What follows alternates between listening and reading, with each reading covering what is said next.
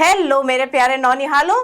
तो last lecture में हम लोगों ने बात की थी मेरे बच्चों इलेक्ट्रोकेमिकल सीरीज की। तो आज डॉक्टर श्रुति मालवी आप लोगों को इसके आगे का लेक्चर बताने वाली है कि इलेक्ट्रोकेमिस्ट्री में ये जो इलेक्ट्रोकेमिकल सीरीज है ये कहाँ कहाँ काम आती है, किस तरीके से इसको यूज कर सकते हैं। पूरी की पूरी इलेक्ट्रोकेमिकल सीरीज भी याद करवाऊंगी। यस, ये जो इलेक्ट्रोकेमिकल सीरीज है ना बेटे, इसको याद करना बड़ा ही मुश्किल काम है और सीक्वेंस में याद करना तो बहुत ही ऐसा लगता है जैसे इम्पॉसिबल सा टास्क है। आप मेरे साथ में बने रहिए, मैं आप लोगों को इलेक्ट्रोकेमिकल सीरीज पूरी की पूरी याद करवा दूंगी। ठीक है, फुल कंसंट्रेशन से आप लोगों को देखना है। तो पहली बात तो इलेक्ट्रोकेमिकल सीरीज एक बार दोबारा से रिवाइज कर लेते हैं, होती क्या है। Electrochemical series actually arrangement of element होता है जिसमें increasing order of their SRP या फिर decreasing order of their SOP values जो है वो उसके अकॉर्डिंगली हम लोगों ने एलिमेंट्स को यहाँ पर अरेंज किया है। और दिखती कैसी है, ये कुछ इस तरह की नजर आती है। ठीक है, अब इसमें आप देखो जो लिथियम जो आपका फर्स्ट एलिमेंट है, ठीक है, लिथियम कौन है हमारा यहाँ पर प्रेजेंट फर्स्ट एलिमेंट है। अब इस एलिमेंट को जब आप देखोगे तो यहाँ देखो आप लिथियम प्लस आयन से लिथियम इलेक्ट्रॉन लेकर के, लिथियम प्लस आयन से इलेक्ट्रॉन लेकर के ये किस में कन्वर्ट हो रहा है, Li में कन्वर्ट हो रहा है। इसका मतलब क्या हुआ बच्चों, यहाँ पर लिथियम आयन की जो ऑक्सीडेशन स्टेट है वो घट गई, यानी कि ऑक्सीडेशन नंबर जो है वो कम हो गया, या इसने इलेक्ट्रॉन गेन कर लिया। अब इलेक्ट्रॉन गेन करना या ऑक्सीडेशन नंबर का कम होना क्या कहलाता है बच्चे, रिडक्शन कहलाता है ना। यानी कि लिथियम आयन का क्या हुआ है, यहाँ पर रिडक्शन हुआ है और इसकी वजह से इसका पोटेंशियल कितना आया है, -3.05 वोल्ट्स। ठीक है, पोटेंशियल कितना आया इसका, -3.05 वोल्ट्स। तो इसका मतलब ये इसका क्या है, रिडक्शन पोटेंशियल है। और इसको आप अगर स्टैंडर्ड मानते हैं तो आप इसको standard reduction potential of lithium कह सकते हो। ठीक है, ऐसे पोटेशियम का भी SRP, barium, calcium, sodium, magnesium, aluminium, manganese, H2O, zinc, chromium, iron. Iron का भी देखो, आयरन के दो आयंस होंगे यहाँ पर, फेरस भी होगा और फेरिक भी होगा। ठीक है, कैडमियम, कोबाल्ट, निकल, टिन, लेड। यहां तक आप देखो जितने भी एलिमेंट्स आपको नजर आ रहे हैं लेड तक, उनका सबका एसआरपी नेगेटिव में चल रहा है बेटे। ठीक है, बाद में हम आते हैं हाइड्रोजन पे, और हाइड्रोजन का जो एसआरपी कह लो या हाइड्रोजन का एसओपी कह लो, चाहे एसआरपी हो चाहे एसओपी हो, हाइड्रोजन के लिए उसकी वैल्यू कितनी है, 0.00 वोल्ट।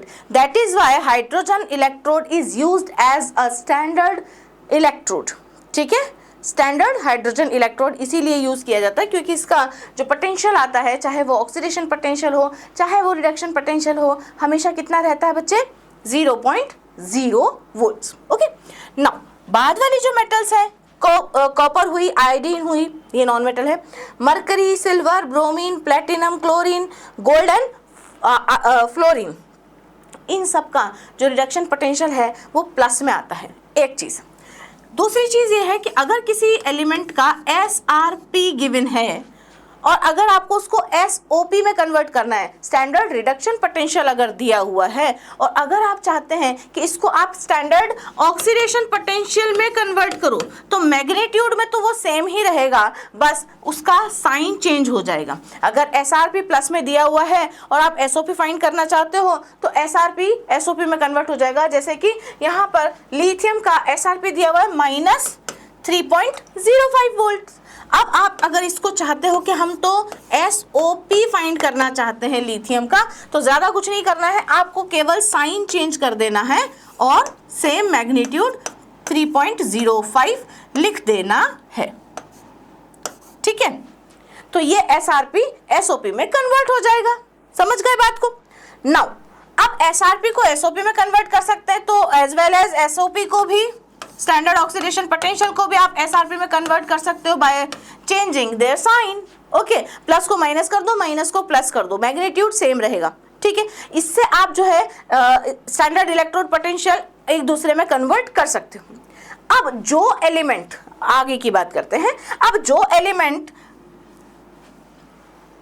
रिडक्शन पोटेंशियल है ना जिसका ज्यादा होता है, ऐसे एलिमेंट्स जिनका स्टैंडर्ड रिडक्शन पोटेंशियल ज्यादा है, ठीक है, तो समझिए कि उसका रिडक्शन जल्दी से होगा, यानी कि उसकी रिड्यूसिंग प्रॉपर्टी जो है, उसकी रिड्यूसिंग प्रॉपर्टी या रिड्यूसिंग टेंडेंसी, उसकी रिड्यूसिंग टेंडेंसी भी ज्यादा होगी। ठीक बात हुई, मतलब जिसका जितना ज्यादा एसआरपी होगा, रिडक्शन पोटेंशियल ज्यादा, तो रिड्यूस होने की टेंडेंसी भी ज्यादा, तो इसका मतलब वो एक अच्छा ऑक्सीडाइजिंग एजेंट बनेगा। ठीक है, वो एक अच्छा ऑक्सीडाइजिंग एजेंट बनेगा, यानी कि उसकी ऑक्सीडाइजिंग एजेंट बनने की जो प्रॉपर्टी है वो बहुत ही ज्यादा होगी। Just vice versa for SOP, ऐसे एलिमेंट्स जिनके लिए ऑक्सीडेशन पोटेंशियल की वैल्यू ज्यादा होती है, ठीक है, उनकी ऑक्सीडाइज होने की प्रॉपर्टी या ऑक्सीडाइज होने की जो टेंडेंसी होती है, यानी कि ऑक्सीडाइजिंग टेंडेंसी भी ज्यादा होगी। अब कोई एलिमेंट जितना जल्दी ऑक्सीडाइज होगा वो उतना ही अच्छा रिड्यूसिंग एजेंट माना जाएगा। तो एसओपी जिसका ज्यादा होगा, वो वाले एलिमेंट्स या वो वाली मेटल्स या वो वाले non metals oxidising agent, oxidising जो टेंडेंसी है वो ज्यादा शो करेंगे और उनकी रिड्यूसिंग पावर, या हम कहें कि वो बहुत अच्छे रिड्यूसिंग एजेंट्स माने जाएंगे।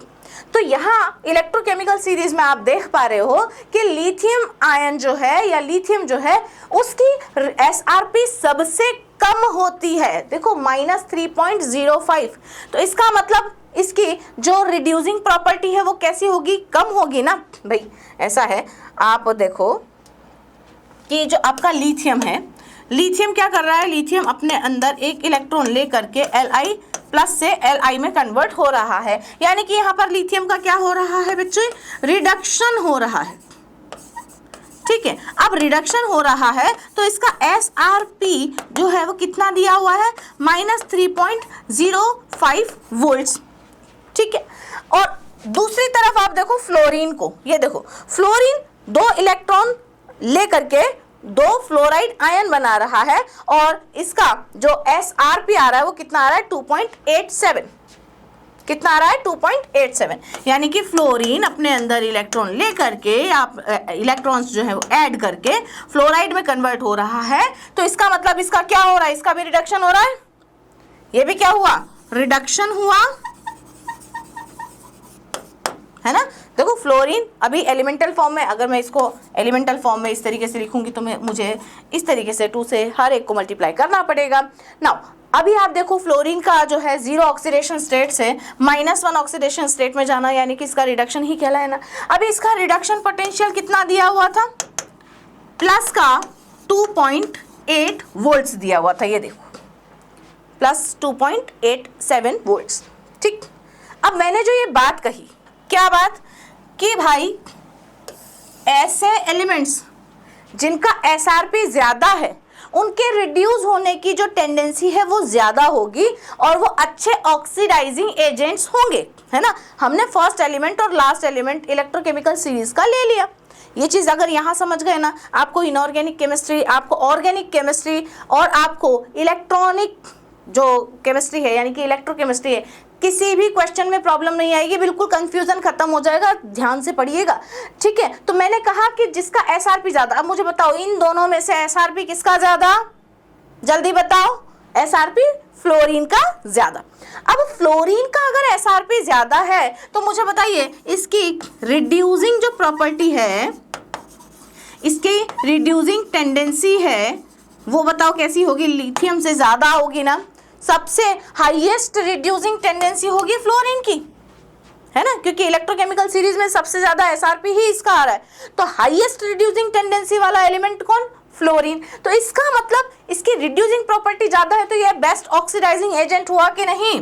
तो ऑक्सीडाइजिंग एजेंट ये कैसा होगा, द बेस्ट ऑक्सीडाइजिंग एजेंट माना जाएगा, क्योंकि इसकी रिड्यूसिंग टेंडेंसी कैसी है, हाईएस्ट है। हाईएस्ट है तो ये बेस्ट ऑक्सीडाइजिंग एजेंट होगा। और लिथियम की अगर हम बात करें, क्योंकि ये माइनस में है, अगर मैं इसको कहूं कि भाई एसआरपी इसका मिनिमम है ना, एसआरपी कैसा है, इसका मिनिमम है, तो इसकी रिड्यूसिंग टेंडेंसी कैसी होगी, रिड्यूसिंग टेंडेंसी बताइए कैसी होगी बच्चों, रिड्यूसिंग टेंडेंसी मिनिमम होगी ना, उसकी तो मैक्सिमम है, मैक्सिमम है, ठीक है। लिथियम की कैसी होगी, मिनिमम होगी। तो मुझे एक बात बताओ, क्या ये बेस्ट ऑक्सीडाइजिंग एजेंट होगा? नहीं, ये वर्स्ट ऑक्सीडाइजिंग एजेंट होगा। इसका मतलब इसका जस्ट उल्टा कर दो। जस्ट उल्टा क्या कि भाई ये तो ऑक्सीडाइज, ये तो रिड्यूस नहीं हो पाएगा, बड़ी ही मुश्किल से हो पाएगा, मिनिमम टेंडेंसी इसकी रिड्यूस होने की। तो इसका मतलब अगर इसके एसओपी की बात करें, एसआरपी अगर इसका -3.05 है, तो अगर मैं इसके एसओपी की बात करूं मेरे बच्चों, तो मुझे बताओ एसओपी कितना आएगा इसका? इसका एसओपी आएगा +3.05 वोल्ट्स, जो कि हाईएस्ट ऑक्सीडाइजिंग प्रॉपर्टी शो करेगा। यानी कि एसओपी, यहाँ देखो अगर इसका एसओपी निकालेंगे -2.87, -1.40, सब माइनस हो जाएंगे और ये सारे प्लस हो जाएंगे। तो प्लस में सबसे हाईएस्ट प्लस किसका आ रहा है? लिथियम का आ रहा है। यानी कि यहाँ पर जो लिथियम का एसओपी है वो कैसा है? मैक्सिमम है। मैक्सिमम है आपका एसओपी, कैसा? मैक्सिमम। तो भाई अगर एसओपी मैक्सिमम है तो इसकी ऑक्सीडाइजिंग टेंडेंसी कैसी होगी? ऑक्सीडाइजिंग टेंडेंसी कैसी होगी? हाईएस्ट होगी, मैक्सिमम होगी। और ये किसकी तरह बिहेव करेगा? ऑक्सीडाइजिंग टेंडेंसी हाईएस्ट है तो ये किसकी तरह बिहेव करेगा? ऑक्सीडाइजिंग एजेंट की तरह या रिड्यूसिंग एजेंट की तरह? यस, ये बेस्ट रिड्यूसिंग एजेंट माना जाएगा। बोलो, बात समझ गए क्या? लिथियम हमारी इलेक्ट्रोकेमिकल सीरीज में फर्स्ट एलिमेंट है, फ्लोरीन हमारी इलेक्ट्रोकेमिकल सीरीज में लास्ट एलिमेंट है। एसआरपी के इंक्रीजिंग ऑर्डर में हमने इलेक्ट्रोकेमिकल सीरीज बनाई है।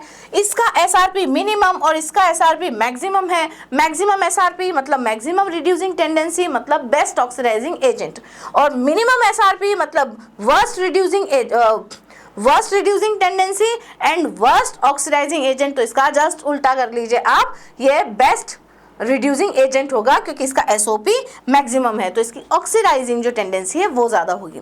तो दुनिया का सबसे बेस्ट ऑक्सीडाइजिंग एजेंट कौन? फ्लोरीन। दुनिया का बेस्ट रिड्यूसिंग एजेंट कौन? लिथियम। क्लियर हो गई बात? तो अगर आप देखें लिथियम के साथ में, तो लिथियम क्या है?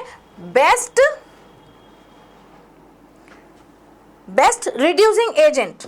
तो रिड्यूसिंग एजेंट के बिहाफ पे आप देखो, ये बेस्ट, ये उससे कम बेस्ट, ये थर्ड बेस्ट और ये वर्स्ट रिड्यूसिंग एजेंट। और अगर नीचे की तरफ से देखेंगे तो best oxidising agent, second best oxidising agent, third best oxidising agent and so on. Clear? Okay. तो आप अब इलेक्ट्रोकेमिकल सीरीज जो है हम इसको करेंगे याद कैसे करेंगे? देखो, कुछ एलिमेंट्स हम लोग याद कर लेंगे, कुछ की हम थोड़ी सी ध्यान रख लेंगे। जहाँ पर मैं लिख रही हूँ, जिन जिन एलिमेंट्स के बारे में मैं यहाँ पर लिख रही हूँ, उन्होंने एलिमेंट्स को आप अगर याद कर लेते हो तो भी बहुत है। जैसे मैं लिथियम के लिए लिखूंगी ले, है ना। एक्चुअली क्या है, एक लड़का था, ये जो इलेक्ट्रोकेमिकल सीरीज के लिए मैंने ट्रिक बनाई है, ये जो ट्रिक है बच्चों, ये इस तरीके से बनी थी कि भाई कहीं पर एक लड़का था जिसका नाम था कान्हा, है ना। अब कान्हा जो है उसकी एक आंख में डिफेक्ट था, है ना, तो उसको हम बोलते थे काना, ठीक है। तो कान्हा से वो हो गया काना, है ना, एक आंख उससे थोड़ा सा डिसेबल था। तो हमने क्या कहा कि भाई काना तेरे से शादी कौन करेगा, ऐसे उसको चिढ़ाते थे। अब काना को एक लड़की पसंद आ गई, लड़की ने लड़के को पसंद कर लिया और फाइनली उसकी शादी जो है वो फिक्स हो गई। अब जब शादी फिक्स हो जाएगी तो फिर बारात भी जाएगी। तो देखो कैसी ये ट्रिक है कि लेके बारात, BA से बारात, कैल्शियम का CA लिखते हैं इसलिए का, और सोडियम का Na लिखते हैं इसलिए ना। लेके बारात का नाम मजे से MG मतलब मजे से आला, है ना, वो गोविंदा आला रे आला, आपने गाना सुना होगा। तो लेके बारात का नाम मजे से आला, ठीक। और इतना पागल खुशी की वजह से कि जो हाथ में आ रहा उठा उठा के फेंक दे रहा है ना। तो मन जो करे, फेरस आयन है ना, इसलिए फेरस, और CD को हमने लिख दिया कदे। कि भाई एक ने पूछा कान्हा तो इतना पागल क्यों हो रहा है, जो जो मन में मर्जी पड़ रही उठा उठा के फेंक रहा है, भाई क्यों? तो कान्हा का जवाब सुनो। कान्हा बोल रहा है कि भाई लेके बारात कान्हा मजे से आला, मन जो करे फेंक दे। मैंने H2O को छोड़ दिया, ठीक है, मन जो करे फेंक दे, क्योंकि उसको कौन मिल गई है? कोई निगाहें। क्योंकि अंधा क्या चाहे दो आंखें, ऐसा आपने सुना होगा, एक मुहावरा है ना। इसकी एक आंख में डिफेक्ट है, तो इसको कौन मिल गई? सुंदर नैनो वाली एक लड़की मिल गई। तो कोई निगाहें, और निगाहें भी कैसी? सुंदर। SN मतलब सुंदर, और P भी मतलब प्यार भरी, प्यार भरी। इसको क्या मिल गई? कोई निगाहें सुंदर और प्यार भरी मिल गई, ठीक है। अब इसकी जब बारात निकल रही थी कान्हे की, तो इस कान्हा को दिख गए दो प्राणी, है ना, जिन्होंने अपनी शादी में इसको नहीं बुलाया था due to his eye defect, है ना। अब वो दोनों इसकी शादी में तो आ गए, इसने मना किया था कार्ड मत देना, अब दे दिया होगा किसी किसी ने कार्ड उसको, है ना, उनको। अब लड़के तो लड़के होते हैं, आ जाते हैं किसी की भी शादी में, और दोस्त की शादी है, नाचने आ गए। तो ये क्या बोलता है उन दोनों को देख करके? हट जाओ, हट जाओ। उन दोनों को देख करके गुस्सा हो रहा है। हट जाओ, क्यों आए? हट जाओ क्यों? आयोडीन को हम लिख देंगे आए, आयोडीन बोलते हैं ना, आयोडीन। क्यों आए, क्यों आए, ठीक है। तो भाई उन दोनों को इसने इशारे में बोल दिया कि भाई तुम कैसे आ गए, तुम तो यहां से हटो, जाओ यहां से, ठीक है। उसने बोला हट जाओ, क्यों आए? तो वो दोनों इसको धमकी और दे के गए, बदमाश। क्या बोले कि तेरे साथ तो आगे होगा, होगा, HG मतलब होगा, उसको धमकी दे रहे हैं, तेरे को हम बाद में देखेंगे, होगा, इसका हिसाब आगे होगा, होगा आगे होगा। तूने हमें मना किया है ना। अच्छा, मना करने वाले जो थे वो कौन थे? ब्रोमीन और क्लोरीन, ठीक है। तो ब्रोमीन बोला कि अगर ब्रोमीन की पिटाई करेगा तो क्लोरीन को बुलाऊंगा, और क्लोरीन आएगा तो फ्लोरीन भी आएगा, ठीक है। मतलब ये क्या है, चार दोस्त है जो थोड़े गुंडे टाइप के बच्चे हैं, फ्लोरीन, क्लोरीन, ब्रोमीन और आयोडीन, ठीक है। अब आयोडीन तो आए हो गया कि हट जाओ, क्यों आए?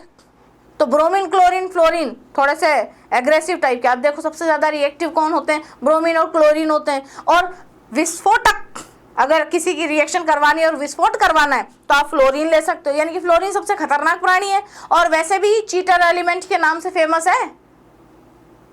तो सबसे ज्यादा बच के रहने वाला एलिमेंट कौन है? फ्लोरीन। तो कान्हा ने बोला हट जाओ, क्यों आए? होगा आगे होगा। कौन बोला? Bromine, chlorine. कि ब्रोमीन Br2 को पीटेगा, पीटी मतलब प्लेटिनम को पीटेगा। कौन पीटेगा? कान्हा पीटेगा तो आएगा क्लोरीन। मैं थोड़ा इसको इस तरीके से यहाँ लिख देती हूँ, लाइन की फॉर्म में इधर लिख देती हूँ। क्या कि अगर तू Br2 को पीटेगा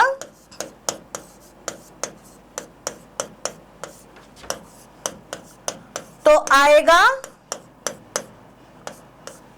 क्लोरीन को पीटेगा मतलब ये प्लेटिनम, ठीक है। मैं यहाँ पे प्लेटिनम इस तरीके से ब्रैकेट में लिख देती हूँ ताकि आप लोगों को कंफ्यूजन नहीं रहे। ब्रोमीन को पीटेगा तो आएगा कौन? Cl2। और नहीं माना अगर, मतलब अब ब्रोमीन को पीटने के बाद मैं क्लोरीन को बुला के लेके आऊंगा। अगर तूने ब्रोमीन की पिटाई कर दी तो मैं क्लोरीन को बुला के लाऊंगा, और तू तब भी नहीं माना तो फिर मैं फ्लोरीन को लेके आऊंगा, ठीक है। तो ब्रोमीन को पीटेगा तो आएगा Cl2, और नहीं माना तो और मतलब औरम, AU मतलब गोल्ड। और नहीं माना तो आएगा फ्लोरीन।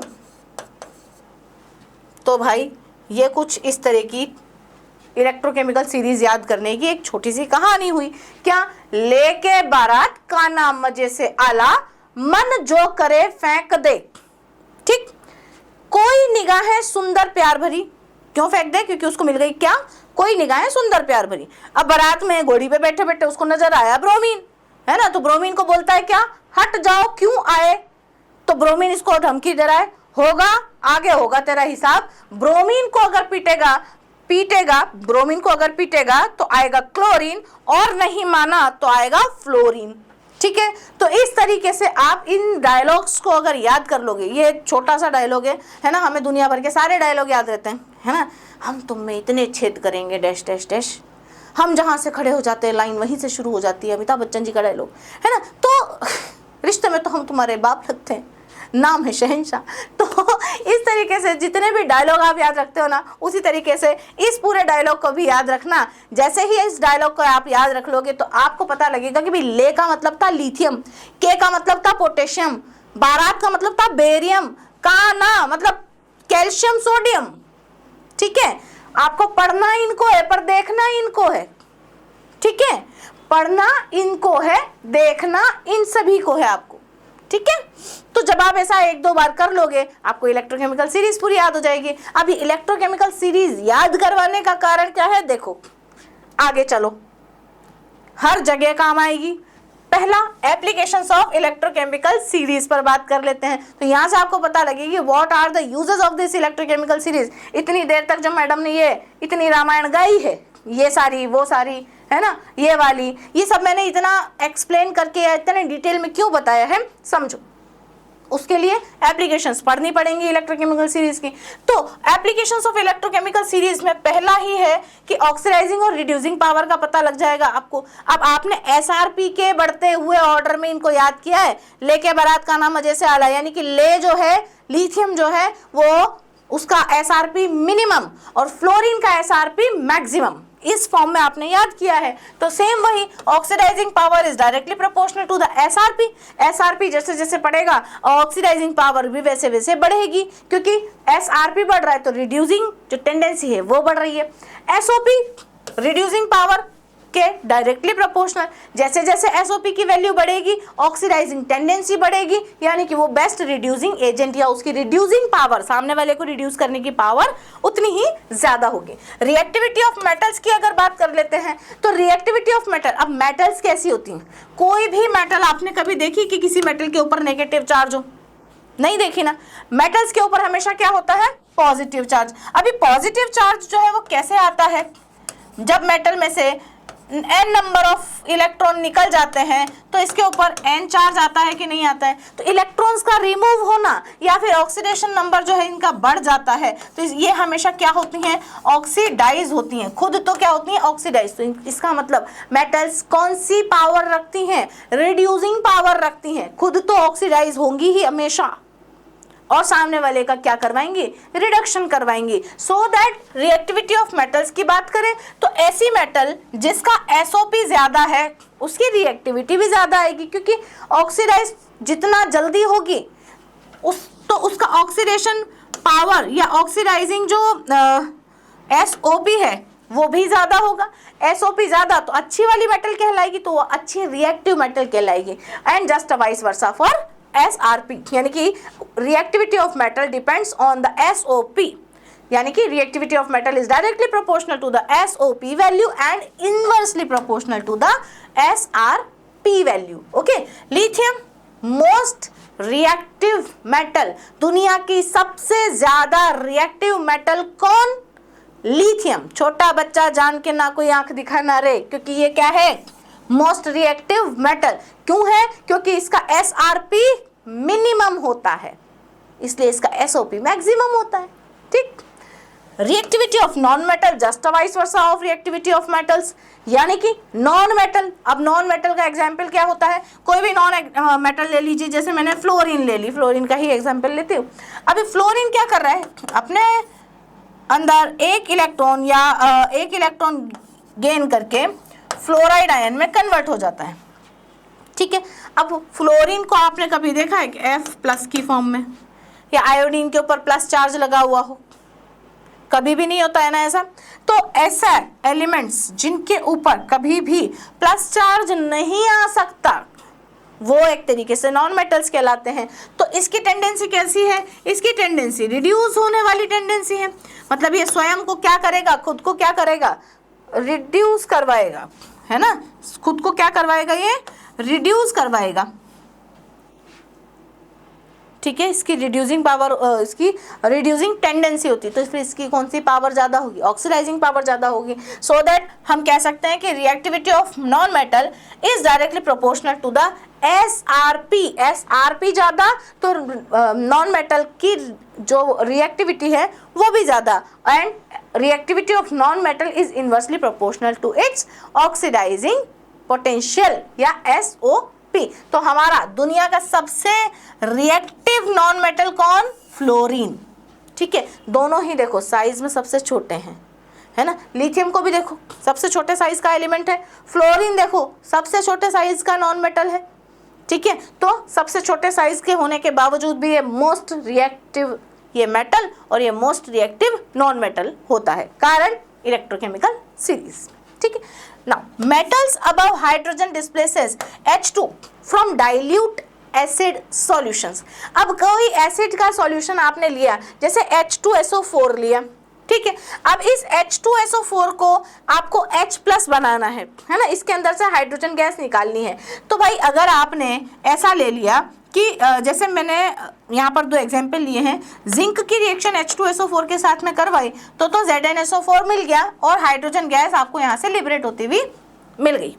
बट जब कॉपर के साथ में H2SO4 की रिएक्शन करवाई तो यहाँ पर रिएक्शन नहीं हुई। ऐसा क्यों हुआ? क्योंकि जिंक जो है वो अपने आप को किस में कन्वर्ट कर रहा है, Zn2+ में। तो इसका मतलब जिंक की जो ऑक्सीडाइजिंग टेंडेंसी है, खुद को ऑक्सीडाइज करवाने की जो क्षमता है वो ज़्यादा है, यानी कि इसका SOP ज़्यादा है जिंक का, जबकि कॉपर जो है वो अपने आप को कॉपर 2+ में कन्वर्ट नहीं कर पाया इस एसिड के साथ में रिएक्ट करके। देखो जिंक का यहाँ पर ऑक्सीडेशन नंबर कितना है, 0, जबकि यहाँ पर कितना है 2+, क्योंकि SO4 के ऊपर होता है 2-। तो जिंक क्या करेगा, अपने आप को ऑक्सीडाइज करवा लेगा क्योंकि उसका SOP ज़्यादा है, जबकि कॉपर ऐसा नहीं करवा पाएगा क्योंकि उसका SOP कम है। अब बात हो रही है कि हाइड्रोजन को डिस्प्लेस नहीं करवा पाएंगे। ये रहा आपका हाइड्रोजन।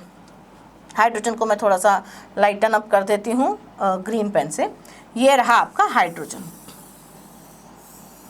ठीक है, ये आपका हाइड्रोजन है। अब कॉपर देखो कहाँ है, हाइड्रोजन के नीचे, और हाइड्रोजन के ऊपर देखो जिंक कहाँ है, यहाँ। अब ये क्या है, SRP की वैल्यू है ना, जिंक का SRP कितना है 0.76। तो इसको अगर हम करते हैं कन्वर्ट तो प्लस 0.76 वोल्ट्स इसका SOP आएगा, है ना। तो कॉपर का SOP देखो कितना आएगा, -0.34। क्या ये अपने आप को ऑक्सीडाइज करवा पाएगा? हाइड्रोजन बड़ा है कॉपर से, ठीक है। तो फिर ये जो जिनका ऑक्सीडाइजिंग मतलब एक्चुअली क्या हो रहा है कि जो रिएक्टिविटी सीरीज है इसमें हाइड्रोजन इस कॉपर को ऑक्सीडाइज नहीं होने देगा, खुद ही ऑक्सीडाइज्ड फॉर्म में रहेगा, क्योंकि 0 है भले पर ये -0.3 से तो ज़्यादा है ना इसकी ऑक्सीडाइजिंग टेंडेंसी, है ना। ऑक्सीडाइजिंग पावर की अगर बात करें या SOP की बात करें तो कॉपर का SOP कितना 0.34 और ऑक्सीजन का कितना, हाइड्रोजन का कितना 0, है ना। तो 0 ज़्यादा बड़ा होता है -0.3 से। सो हाइड्रोजन इस कॉपर को कभी भी ऑक्सीडाइज नहीं होने देगा, ठीक है। तो हाइड्रोजन कौन हो गया, बॉस हो गया, ठीक है। केवल बॉस यानी कि इलेक्ट्रोकेमिकल सीरीज में पहले आने वाले जो एलिमेंट्स होते हैं वो बॉस कहलाते हैं, और ये बॉस जो है वो नीचे वालों को ऑक्सीडाइज नहीं होने देते। ऑक्सीडाइजिंग जो टेंडेंसी रहेगी वो बॉसेस की ज़्यादा रहेगी। तो जिस भी एलिमेंट की ऑक्सीडाइजिंग जो पावर है या SOP है अगर वो ज़्यादा है तो वो अपने से कम SOP वाले एलिमेंट को ऑक्सीडाइज नहीं होने देगा, ठीक है। सो दैट हाइड्रोजन के नीचे आने वाली जितनी भी एलिमेंट्स हैं या जितनी भी मेटल्स हैं वो हाइड्रोजन को डिस्प्लेस नहीं कर सकती, क्योंकि उनके लिए हाइड्रोजन बॉस है। बट हाइड्रोजन और जिंक में लड़ाई हो जाए तो फिर जिंक बॉस है। क्यों? क्योंकि ये इलेक्ट्रोकेमिकल सीरीज में पहले आता है। तो जिंक कौन हो गया यहाँ पर, बॉस। कॉपर और हाइड्रोजन में लड़ाई है तो बॉस कौन है, हाइड्रोजन। तो ये हाइड्रोजन इस कॉपर को ऑक्सीडाइज्ड नहीं होने देगा, भाई डिस्प्लेस ही नहीं करने देगा, बट बॉस तो ये इसको डिस्प्लेस कर सकता है ना। अच्छा, ये सिर्फ हाइड्रोजन के लिए ही नहीं है, अदर सॉल्ट्स के लिए भी है। किन्हीं दो सॉल्ट्स में अगर लड़ाई हो जाए, यानी कि किन्हीं दो सॉल्ट्स की अगर आपको रिएक्शन करवानी है, तो डिस्प्लेसमेंट उस एलिमेंट का होगा जो बॉस नहीं होगा, ठीक है। और बॉस सामने वाले को डिस्प्लेस कर सकता है, पर आप बॉस को डिस्प्लेस नहीं कर सकते, ठीक है। बस इतनी सी बात। नेक्स्ट देखो इसका, work done by a cell. अब कोई भी सेल जो है काम करती है, हम पढ़ रहे थे इलेक्ट्रोकेमिकल सीरीज। इलेक्ट्रोकेमिकल सीरीज में वर्क डन कहाँ से आया भाई? अपन ने इलेक्ट्रोकेमिकल सीरीज कब पढ़ी थी? जब अपन ने सेल पढ़ा था, और सेल में अपन ने लिया था कि आपको इलेक्ट्रोड कौन से लेने हैं, कौन से नहीं लेने हैं, उसके लिए एसआरपी एसओपी की वैल्यूज पता होनी चाहिए। एसआरपी एसओपी की वैल्यूज पता हो गई तो हमने उनको जमा दिया, इलेक्ट्रोकेमिकल सीरीज बना दी। अब सेल की जो वर्किंग है या वर्क डन किस तरीके से होता है, आप देखिए कि मान लीजिए अब देखो, कोई भी एलिमेंट ऑक्सीडाइज होने के लिए या रिड्यूस होने के लिए इलेक्ट्रॉन लेता और इलेक्ट्रॉन देता है। ऐसा प्रोग्राम चलता रहता है यहाँ पर, है ना, कि इलेक्ट्रॉन अगर ले लिया तो रिड्यूस हो गया, इलेक्ट्रॉन अगर निकाल दिए तो ऑक्सीडाइज हो गया। सारा का खेल किसका है? इलेक्ट्रॉनों का। तो उन इलेक्ट्रॉन्स को आप पकड़ के रखो। पकड़ के रखना मतलब उनको ध्यान में रखना है कि किसने कितने इलेक्ट्रॉन्स का आदान प्रदान किया। तो let n Faraday charge be taken out of a cell of EMF E, then work done by the cell will be calculated as। Work आप कैसे निकालते हो किसी भी सेल का, कि भाई वर्क बराबर चार्ज इनटू पोटेंशियल। अब चार्ज मतलब कितना? NF, number of electrons to be loses और gained into Faraday into potential. Potential कितना? EMF को हमने E की फॉर्म में लिख दिया, ये E आ जाएगा। अब डेल्टा जी की जो वैल्यू होती है, what is delta G? Delta G वो एनर्जी होती है जो यूजफुल वर्क को करने में काम आती है। अब delta G is equal to minus W of useful होता है। तो आप इस डब्ल्यू को या वर्क डन को, वर्क जो है वो चार्ज और पोटेंशियल NFE के बराबर होता है। इस डब्ल्यू की जगह पे आप NFE रख दो, तो बताओ delta G is equal to minus NFE हुआ कि नहीं? बोलो हुआ ना। अब अगर NFE मुझे पॉजिटिव में चाहिए तो मुझे डेल्टा जी को माइनस में रखना पड़ेगा, है ना। स्पॉन्टेनियस प्रोसेस के लिए डेल्टा जी की जो वैल्यू होती है वो कैसी होती है? नेगेटिव, ठीक है। अगर डेल्टा जी पॉजिटिव है या डेल्टा जी 0 है तो क्या होगा कि अगर डेल्टा जी की वैल्यू नेगेटिव है तो इसका मतलब प्रोसेस कैसा है बच्चों? स्पॉन्टेनियस, ठीक है। अगर डेल्टा जी की वैल्यू पॉजिटिव है तो process will be non spontaneous, ठीक। और अगर डेल्टा जी की वैल्यू 0 है तो आपका जो प्रोसेस है वो ना तो स्पॉन्टेनियस है ना नॉन स्पॉन्टेनियस है। कैसा आ जाएगा? वो इक्विलिब्रियम में होगा, ठीक है। समझे बात को? तो डेल्टा जी की वैल्यू अगर नेगेटिव है, क्योंकि हम क्या पढ़ रहे हैं सेल में, केमिकल एनर्जी को इलेक्ट्रिकल एनर्जी में कन्वर्ट करना सीख रहे हैं, क्योंकि हम केमिस्ट्री वाले हैं, है ना। तो केमिकल एनर्जी अगर इलेक्ट्रिकल एनर्जी में कन्वर्ट हो रही है तो ये होगा थ्रू स्पॉन्टेनियस रेडॉक्स रिएक्शन, ठीक है। तो प्रोसेस शुड बी स्पॉन्टेनियस। तो स्पॉन्टेनियस के लिए हमें डेल्टा जी को कैसा बनाना है? नेगेटिव। तो negative delta G is equal two plus NFE हो जाएगा, या फिर W maximum will be plus NFE, ठीक है। अब डेल्टा जी में ये जो E है ये किसका है? सेल का है, ठीक है। तो हमने क्या लिख दिया? Delta G will be minus NFE of a cell. और अगर स्टैंडर्ड कंडीशंस हैं STP, NTP, normal temperature, pressure, concentration भी आपने बिल्कुल स्टैंडर्ड रख दी है, तो स्टैंडर्ड कंडीशंस में ये हो जाएगा डेल्टा जी नॉट, यानी कि स्टैंडर्ड गिव्स free energy minus is equal to minus NFE naught of a cell. E naught of a cell मतलब standard electrode potential of a cell. Now गिव्स फ्री एनर्जी एक एक्सटेंसिव प्रॉपर्टी है और electrode potential एक intensive property है। तो एक extensive property और इलेक्ट्रोड पोटेंशियल इंटेंसिव प्रॉपर्टी, ठीक है। तो यहाँ पर डेल्टा जी और E नॉट दोनों के बारे में आपको जानकारी मिली कि ये तो इंटेंसिव प्रॉपर्टी है और ये एक्सटेंसिव प्रॉपर्टी है। कौन सी प्रॉपर्टी? ऐसी प्रॉपर्टीज जो अमाउंट पर डिपेंड करती है और नहीं करती हैं, ठीक है, वो एक्सटेंसिव और इंटेंसिव प्रॉपर्टीज कहलाती हैं एज वेल। नाउ यहाँ से एक इक्वेशन निकल के आएगी, नर्स्ट इक्वेशन, और इस नर्स्ट इक्वेशन से अक्सर क्वेश्चंस पूछे जाते हैं। नर्स्ट इक्वेशन क्या कहती है कि delta G is equal to delta G naught plus R T L N Q, ये नर्स्ट इक्वेशन होती है। अब इसमें डेल्टा जी क्या है? Free energy change. Delta G naught is the standard free energy change, जिसके भी ऊपर नॉट बिंदी लग जाए वो स्टैंडर्ड हो जाता है। देखो मेरे बिंदी लगी हुई है ना, आई एम स्टैंडर्ड। तो क्यू यहाँ पर रिएक्शन कोशेंट, ठीक है। तो जिस पे भी बिंदी लग गई है, नॉट लग गया है, वो स्टैंडर्ड चीज कहलाती है, चाहे ई नॉट हो या डेल्टा जी नॉट हो, ठीक है। अब डेल्टा जी हमने क्या फाइंड किया था? Minus N F E. तो हमने डेल्टा जी नॉट को क्या फाइंड किया? Minus N F E naught, ऐसा बोला था हमने, क्योंकि एन भी स्टैंडर्ड एफ भी स्टैंडर्ड। अब डेल्टा जी की जो वैल्यू है वो इस इक्वेशन में लिख दीजिए माइनस एन एफ ई, और डेल्टा जी नॉट की वैल्यू भी लिख दीजिए minus N F E naught. बाकी बचा हुआ as it is R T L N Q, ठीक। अब यहां से एन एफ से एन एफ कट जाएगा, नहीं सॉरी कटेगा नहीं। अगर इस पूरी इक्वेशन को आप एन एफ से डिवाइड करते हो, यानी कि this equation will be divided by, it is divided by N F, तो एन एफ से एन एफ कट जाएगा और इधर एन एफ अपॉन में आ जाएगा। तो हमारे पास में इक्वेशन कैसी बनेगी? E is equal to E naught minus R T upon N F L N Q, ठीक। और एल एन नेचुरल लॉग को लॉग बेस 10 में कन्वर्ट करने के लिए आप इक्वेशन को जहां भी एल एन लगा हुआ है उसको, अगर मतलब नेचुरल लॉग को अगर आपको लॉग बेस 10 में कन्वर्ट करना हो, देखो इसको हमने क्या लिखा? एल एन, और उधर क्या लिखा? पूरा का पूरा लॉग। आपको 10 नहीं भी मिले तो भी परेशान मत होना।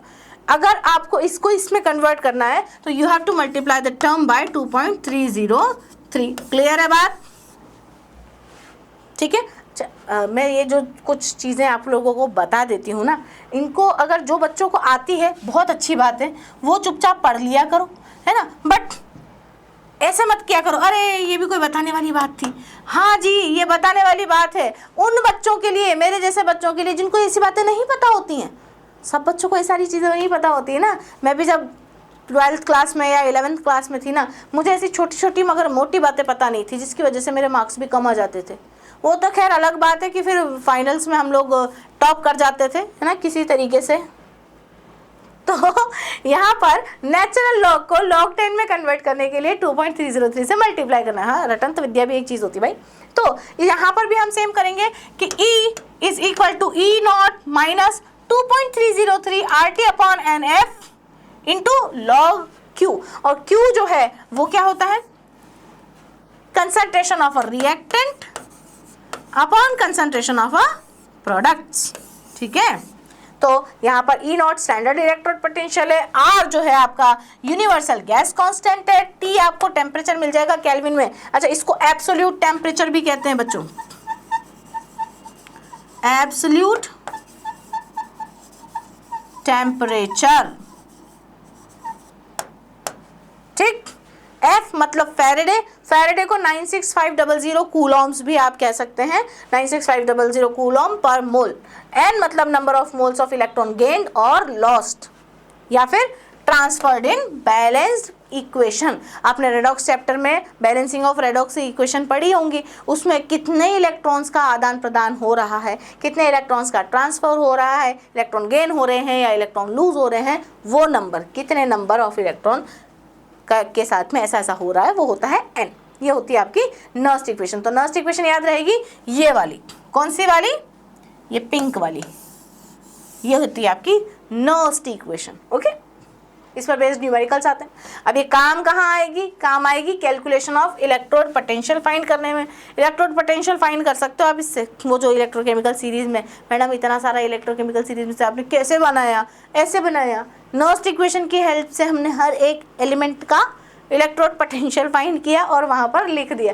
तो कैलकुलेशन ऑफ इलेक्ट्रोड पोटेंशियल किस तरीके से यहाँ पर किया जाता है? आपने कोई मेटल ली, ठीक, इस मेटल में इलेक्ट्रॉन जुड़े और ये M में कन्वर्ट हो गई, यानी कि यहाँ पर इसका क्या हुआ है? ऑक्सीडेशन हुआ है। अब रिएक्टेंट कौन है? ये है।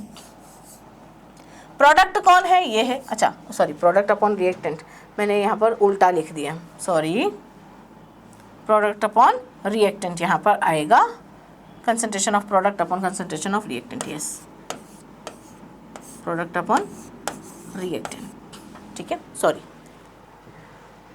तो आपने नर्स्ट इक्वेशन देखी, क्या देखी? E is equal to E naught minus 2.303 into RT अपॉन NF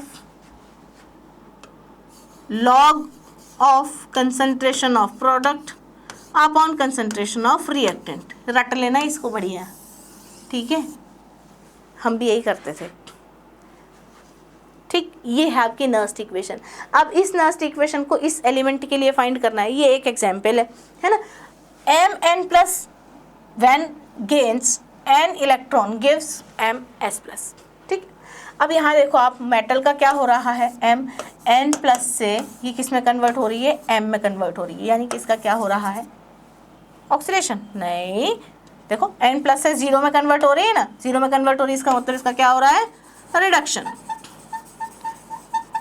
ठीक है, अब इलेक्ट्रॉन्स तो इलेक्ट्रॉन ही होते हैं ना, ये तो n में आ गया। बट मुझे एक बात बताओ कि रिएक्टेंट कौन हुआ, मेटल का आयन, और प्रोडक्ट कौन हुआ, ये मेटल। ठीक है, अब ये मेटल कैसी है, सॉलिड फॉर्म में है। मेटल का आयन जब भी होगा ये एक्वस फॉर्म में होगा, ठीक, या मोल्टन स्टेट में होगा। अब आपको अगर इसके लिए स्टैंडर्ड इलेक्ट्रोड पोटेंशियल लिखना है तो नर्स्ट इक्वेशन लगानी पड़ेगी।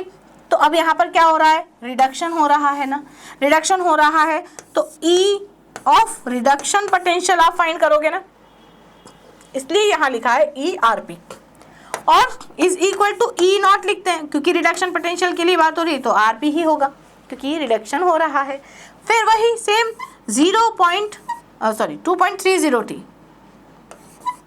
2.303 R into T upon N into F। ठीक है, अलग अलग लिख रही हूँ, ध्यान रखिए। और बच गया क्या, log of the concentration of metal metal ion, metal in solid state upon metal का आयन जो कि एक्वस स्टेट में होता है, ये सॉलिड स्टेट में। ठीक, मैंने इस तरीके से इसको लिख दिया। अब आप बोलोगे मैडम ये कैसे आया, समझो।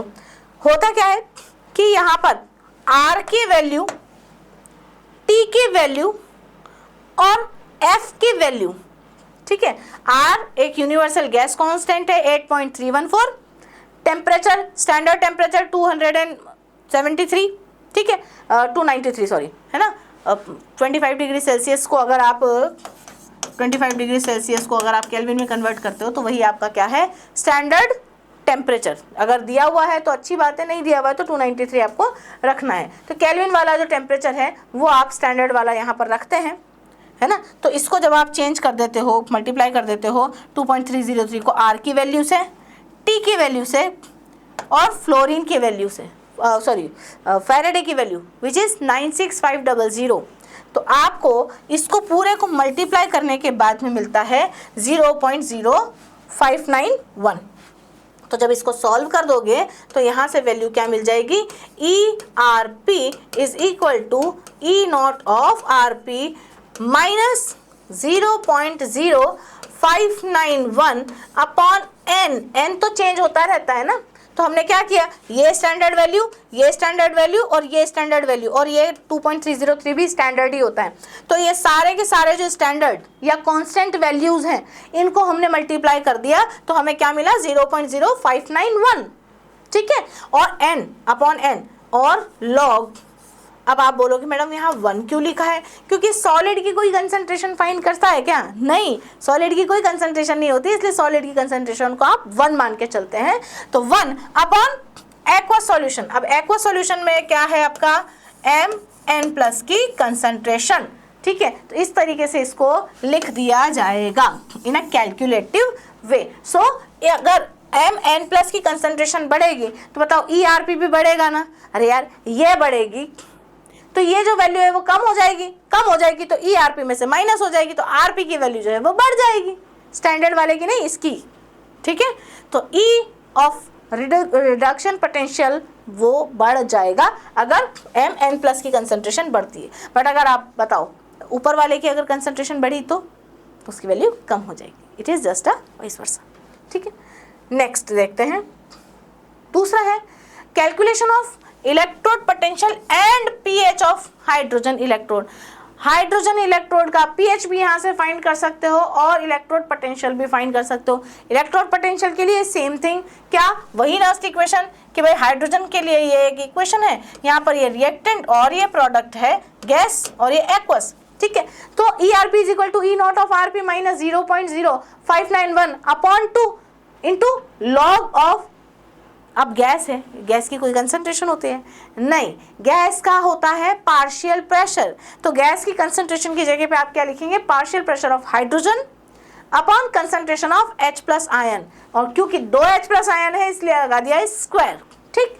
अब यहाँ से जब आप इसको कैलकुलेट करोगे तो ERP तो होता है इसका 0, तो 0.0591 upon 2 log of pressure of hydrogen upon H+ की कंसंट्रेशन का स्क्वायर, तो E0 of RP is equal to 0। तो जब आप इसको सॉल्व करोगे तो आपको मिलेगी ये, ठीक है। अगर pressure of hydrogen is taken 1 atmospheric तो आपको 1 यहाँ पर रखना होगा, बाकी सब वैसा का वैसा। तो इस तरीके से तो आपने क्या फाइंड की, इलेक्ट्रोड पोटेंशियल, ठीक है। अब अगर पीएच की बात करें, पीएच क्या होता है, pH is the negative log of the concentration of H+।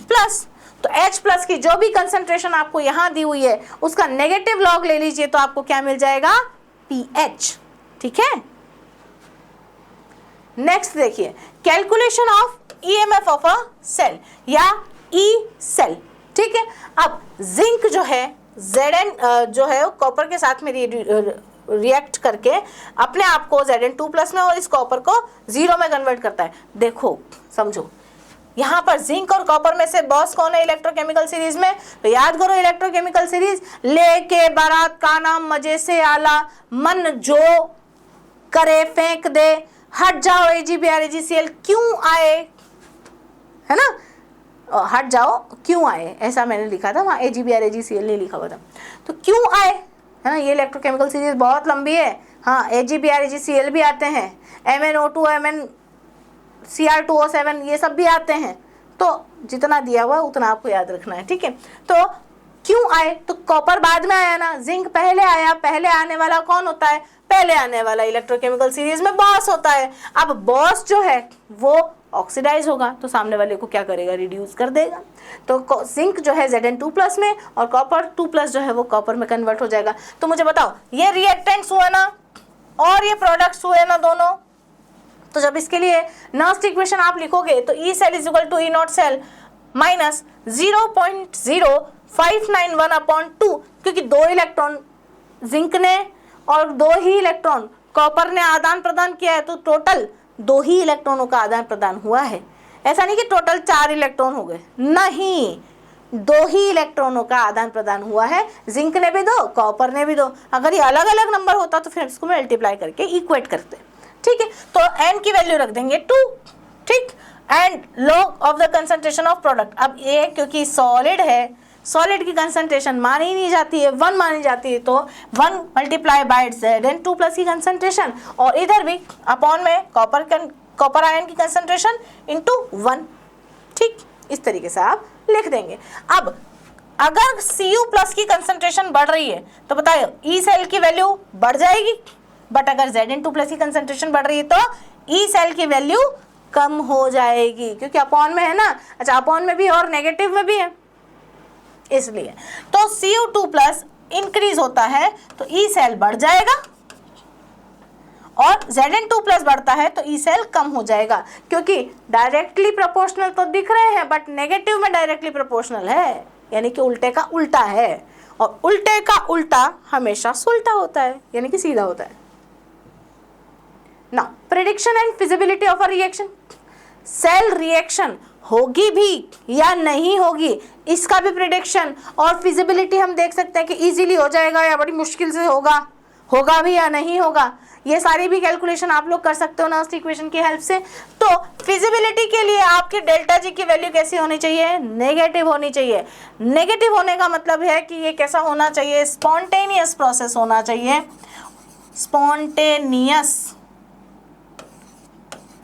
Process होना चाहिए, ठीक है, तो delta G should be negative. अब डेल्टा जी नेगेटिव होने के लिए ई सेल को पॉजिटिव होना पड़ेगा ना, क्योंकि डेल्टा जी जो है वो -NFE होता है। अगर आप इसको पॉजिटिव और इसको नेगेटिव करोगे तो ये नेगेटिव साइन इधर आ जाएगा, तो सो ई सेल जो है वो पॉजिटिव आएगा। तो कोई भी रिएक्शन फिजिबल तब होगी जब डेल्टा जी की वैल्यू नेगेटिव और डेल्टा ई की वैल्यू या ई की जो वैल्यू है वो पॉजिटिव आएगी। ठीक, now calculation of equilibrium constant यानी कि KEQ और डेल्टा जी नॉट की भी वैल्यू आप यहाँ से कैलकुलेट कर सकते हो। नर्स्ट इक्वेशन दी हुई होती है बेटे, E cell is equal to E naught of a cell minus 0.0591 upon n log Q।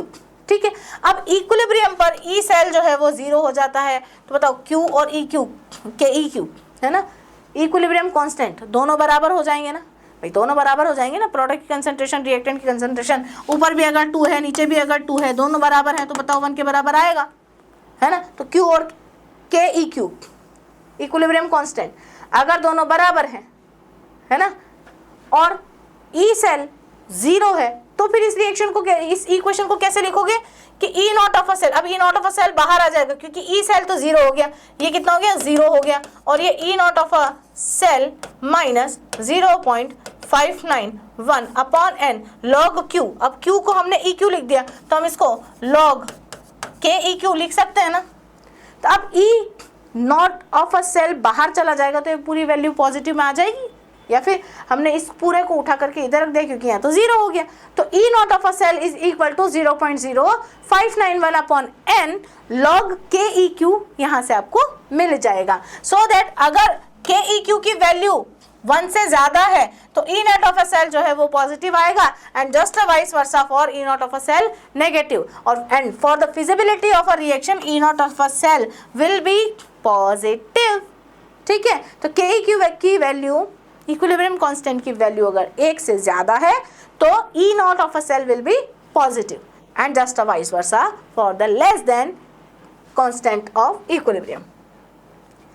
Now बात करेंगे अलग अलग टाइप के सेल्स की। तो देखो मेरे बच्चों, ये जो बातें हुई हैं यहाँ पर, है ना, जितना भी आपने अभी तक नर्स्ट इक्वेशन के बारे में, ये जो आपके सेल है उसके बारे में, तो ये सारी की सारी जो कैलकुलेशन हुई यहाँ से लेकर के यहाँ तक की, इनसे इलेक्ट्रोकेमिकल सीरीज के बारे में हमने पढ़ा, है ना, होता क्या है, ये अरेंजमेंट है। उसके बाद में पूरी की पूरी इलेक्ट्रोकेमिकल सीरीज पढ़ी जिसमें हमने एसओपी एसआरपी के बिहाफ पर लिथियम और फ्लोरीन के बारे में सारी बात यहाँ पर करी कि एसओपी ज़्यादा होगा तो क्या होगा, एसओपी कम होगा तो क्या होगा, लिथियम जो है वो बेस्ट रिड्यूसिंग एजेंट होगा, फ्लोरीन आपका बेस्ट ऑक्सीडाइजिंग एजेंट होगा, ये बात हमने की। और उसके एप्लीकेशंस पर बात की कि reactivity of metals, reactivity of non metals, metals हमेशा पॉजिटिव टेंडेंसी रखती हैं अपने आप को पॉजिटिव चार्ज रखने की, नॉन मेटल्स जो है वो नेगेटिव चार्ज यानी कि रिड्यूस होने की टेंडेंसी रखती हैं। हाइड्रोजन को कौन डिस्प्लेस करेगा, कौन डिस्प्लेस नहीं करेगा। फिर हमने work done of a cell के बारे में बात की कि वही वर्क डन किस तरीके से निकलेगा, डेल्टा जी बराबर -W होता है। अब -W जो है वो NFE के बराबर होता है, -NFE को आपने चेंज किया, डेल्टा जी की भी वैल्यू यहाँ से फाइंड की, और बाद में हमने पढ़ी नर्स्ट इक्वेशन। नर्स्ट इक्वेशन पढ़ने के बाद में उसको इंटरचेंज करा और उसकी एप्लीकेशंस पर हमने यहाँ पर बात की। तो ये सारी एप्लीकेशंस और ये सारी जो पंचायती है एक्चुअली वो करने के बाद में अब आप जो है कंसंट्रेशन सेल्स के बारे में बहुत अच्छी तरीके से समझ पाओगे। अब कंसंट्रेशन सेल्स क्या होती हैं भाई, आपने डैनियल सेल पढ़ी है ना, आपने 2 तरह की सेल पढ़ी थी ना आपने, एक तो इलेक्ट्रोकेमिकल सेल्स और एक दूसरी वाली सेल्स कौन सी, इलेक्ट्रोलाइटिक सेल्स। ठीक है, इलेक्ट्रोकेमिकल सेल, इलेक्ट्रोलाइटिक सेल्स। अब हम बात करें किसकी, कंसंट्रेशन सेल्स की। कंसंट्रेशन सेल्स क्या होती हैं, a concentration cell is a form of galvanic cell, ये भी एक तरह की गैल्वेनिक सेल ही होती है जैसे डैनियल सेल होती है ना, that has 2 equivalent half cells, वही 2 हाफ सेल्स होंगे। एक बीकर में हमने जिंक का इलेक्ट्रोड, एक में कॉपर का इलेक्ट्रोड रखा था, याद करो, है ना, बिल्कुल उसी तरीके से इसमें भी 2 हाफ सेल्स होती हैं ऑफ सेम मटेरियल। अब यहाँ पर क्या है, सेम मटेरियल। आपने डैनियल सेल में क्या किया था, एक तरफ आपने जिंक का इलेक्ट्रोड रखा था, एक तरफ आपने कॉपर का इलेक्ट्रोड रखा था। मतलब कंसंट्रेशन सेल अगर आपने बनानी है या आपको कोई भी सेल बनानी है तो आपने पहले तो क्या किया था, देखो मैं इसको थोड़ा सा हटा देती हूँ। और मैं यहाँ पर आपको बताती हूँ कि इसका कहने का मतलब क्या है। आपने जो डेनियल सेल था, उस डेनियल सेल में एक तरफ तो क्या रखा था, जिंक का इलेक्ट्रोड रखा था, ठीक है, और दूसरी तरफ वाले हाफ सेल में आपने रखा था कॉपर का इलेक्ट्रोड, ठीक है।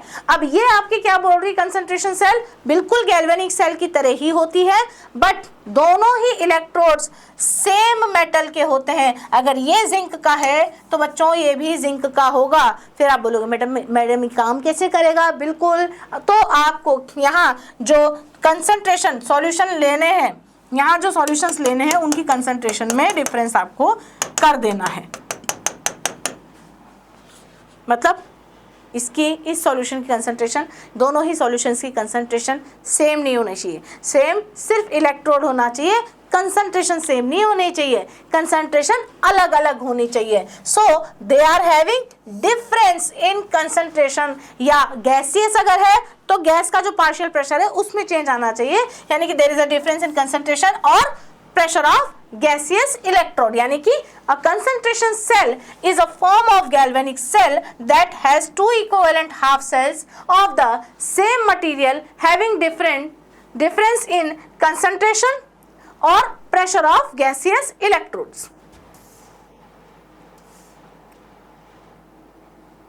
Pressure of gaseous electrodes, ठीक है। For such cells, अब ऐसी सेल्स के लिए एनोड और कैथोड सेम मेटल का होगा। भाई ये भी एनोड, अगर ये एनोड है तो वो कैथोड है, तो भैया एनोड किसका, जिंक का, कैथोड किसका, जिंक का, ठीक है। तो एनोड और कैथोड दोनों ही अगर सेम है तो बताइए ई नॉट ऑफ अ सेल जो है वो जीरो आएगा ना। ई नॉट ऑफ अ सेल कैसा आएगा, जीरो आएगा। और अगर आपने एक एग्जाम्पल लिया यहाँ पर हाइड्रोजन का, अगर मैं हाइड्रोजन का इलेक्ट्रोड या हाइड्रोजन का इलेक्ट्रोड एक एनोड की तरह और कैथोड की तरह अगर मैं लेती हूँ तो उसके लिए भी ई नॉट ऑफ अ सेल कितना आएगा, जीरो होगा। तो एनोड पर होने वाली रिएक्शन, अब एनोड पे हमेशा क्या होता है बेटे, एनोड पे होता है हमेशा ऑक्सीडेशन, ठीक है, ऑक्सीडेशन होता है। तो मुझे बताओ यहाँ हाइड्रोजन जो है H+ में कन्वर्ट हो रहा है ना, तो ये आपका एनोड हुआ। कोई भी जो सेल होती है उसका रिप्रेजेंटेशन इसी तरीके से करते हैं। क्या करते हैं, इधर लेफ्ट साइड जो है वहां पर क्या लिखते हैं आप, एनोड लिखते हैं, तो LOAN आप याद रखो, लोन है ना, लोन आप याद रखो। लोन का मतलब क्या होता है, लेफ्ट ऑक्सीडेशन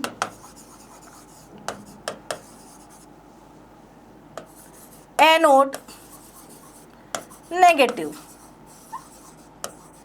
यानी कि जब भी आप सेल का रिप्रेजेंटेशन करते हैं तो लेफ्ट साइड नेगेटिव इलेक्ट्रोड जो कि एनोड होता है वो लिखते हैं, और उधर होने वाली जो रिएक्शन है वो कौन सी है, ऑक्सीडेशन है। तो लेफ्ट साइड ऑक्सीडेशन की हाफ रिएक्शन वाला प्रोग्राम आप लिखते हैं जो कि एनोड की तरह बिहेव करता है, और वो कैसा होता है, नेगेटिवली चार्ज होता है। So that the loan, LOAN, ठीक है। तो लेफ्ट साइड एनोड होगा, तो ये रहा लेफ्ट साइड। यहाँ पे एनोड पर रिएक्शन कौन सी होगी, हाइड्रोजन जो है वो किस में कन्वर्ट हो रहा है, H+ में कन्वर्ट हो रहा है। अब H+ में कन्वर्ट हो रहा है, इसका मतलब ये अपने अंदर से इलेक्ट्रॉन्स जो है वो रिलीज करवा रहा है, तो H2 है, 2H+, 2 इलेक्ट्रॉन इस तरीके से। और यहाँ पर ये H+ रिलीज करवाएगा कहाँ, एक्वस सॉल्यूशन में, तो इसकी कुछ ना कुछ कंसंट्रेशन होगी जिसको आप क्या लिख देंगे, C1। तो एनोड पर होने वाली रिएक्शन कुछ इस तरीके से लिखी जाएगी। अब बात आती है कैथोड की रिएक्शन, और आप मेरे बच्चों जानते हो अच्छे तरीके से क्या कि कैथोड पे कौन सी रिएक्शन होती है, कैथोड पे हमेशा रिडक्शन की रिएक्शन होती है। कैथोड पे कौन सी रिएक्शन होती है, रिडक्शन की रिएक्शन होती है। अब रिडक्शन की रिएक्शन अगर होती है तो H+, देखो H+ H2 में कन्वर्ट हो रहा है, H+ किस में कन्वर्ट हो रहा है, H2 में कन्वर्ट हो रहा है, यानी कि ये H+ जो है वो इलेक्ट्रॉन्स गेन कर रहा है। तो 2H+, 2 इलेक्ट्रॉन गेन करके H2 में कन्वर्ट हो जाएंगे, और यहाँ पर H+ की कंसंट्रेशन कितनी रहेगी, C2 रहेगी, लिखी हुई है। और प्लेटिनम का यहाँ पर इलेक्ट्रोड लिया हुआ है क्योंकि ये गैसियस फॉर्म में है ना। अब यहाँ पर H2 जो गैस की फॉर्म में है इसका प्रेशर है P1, और यहाँ पर जो H2 गैस की फॉर्म में थी इसका प्रेशर था P2। अब ओवरऑल जो सेल रिएक्शन आप लिखोगे वो इन दोनों का सम होगा बेटे, सम होगा। तो सम में क्या करते हो आप, दोनों जो इलेक्ट्रॉन्स है उनको कर देते हो इक्वेट, इक्वेट करने के बाद में उनको कर देते हो कैंसल आउट। अब जो जो भी बचता है उसको आप लिख देते हो। क्या बच गया आपके पास में, H2 of P1 partial pressure and 2H plus ion of C2 concentration, ठीक, gives 2H plus of C1 concentration and H2 of P2 partial pressure. Clear है? ये 4 नहीं है, प्लस है, ठीक है। तो इस तरीके से आप ओवरऑल सेल की रिएक्शन लिख सकते हैं, ठीक बात, समझे बात को। अब इसके लिए अगर आप नर्स्ट इक्वेशन लिखना चाहेंगे तो बताइए, नर्स्ट इक्वेशन का फॉर्मूला आप यहाँ पर लगा सकते हैं। ये हो गए आपके प्रोडक्ट्स और ये हो गए आपके रिएक्टेंट्स। तो इस रिएक्शन को मैं पीछे की तरफ लिख देती हूँ ताकि आपको सुविधा हो जाए यहाँ देखने के लिए। इक्वेशन में लिख देती हूँ इस जगह पर। क्या लिखा था मैंने? H2 of P2 concentration, P2 partial pressure and 2H plus of C2 concentration gives H plus 2H plus of C1 concentration and H2 of P1 partial pressure। बोलो, सेम रिएक्शन थी। H2 of P1 partial pressure, 2H plus of C2 concentration and 2H plus of C1 concentration and H2 of P2 partial pressure। शायद मैंने P1 P2 इधर लिख दिया। Okay, मैं यहाँ से प्रेशर, पार्शियल प्रेशर जो गलत लिख दिए हैं उनको सही कर देती हूँ। ये था P1 और इधर था P2। बोलो, ऐसा ही था, इधर P1 इधर P2, ठीक है, ऐसे। अब ये आपने लिख दी एक सेल रिएक्शन। इस सेल रिएक्शन को आप नर्स्ट इक्वेशन बना सकते हैं, मतलब इससे आप नर्स्ट इक्वेशन लिख सकते हैं। नर्स्ट इक्वेशन का फॉर्मूला क्या है? E cell is equal to E naught of a cell minus 0.0591 upon N log base 10 of product की कंसंट्रेशन अपॉन रिएक्टेंट की कंसंट्रेशन। अब एन की वैल्यू कितना? 2 इलेक्ट्रॉन का आदान प्रदान हो रहा है, तो यहाँ पर एन की वैल्यू कितनी आ जाएगी? 2, ठीक है।